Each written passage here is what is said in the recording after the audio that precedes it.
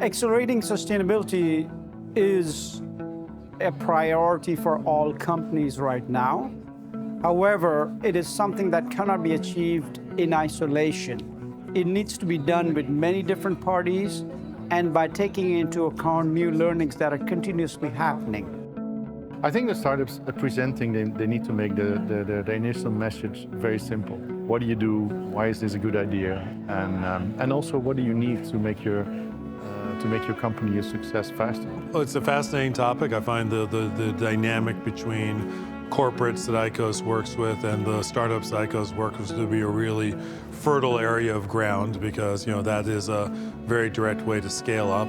I think key for us to achieve net zero as a society, I think, is two things. Number one, you really need to make sure where you can actually make your impact. Secondly, I think key to impact is partnerships. You cannot achieve this by yourself. So we need to partner with our upstream partners, our suppliers, but also downstream with our customers to make sure that we drive this impact together.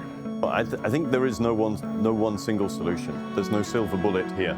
And I think everybody has to drive action and impact within their power wherever they can and on a daily basis. So we have to start with what we do as individuals, we have to look at what we do as companies, and then the key thing in all of this is how do we look systemically across industries, and that drives massive partnership and a need for massive partnership.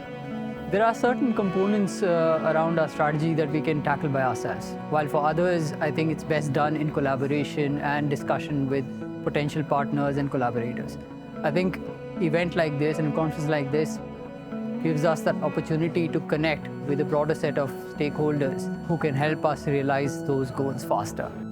Let's be very clear that net zero across our planetary ecosystems is just a gigantic problem. It's not one thing, it's we have to be doing everything.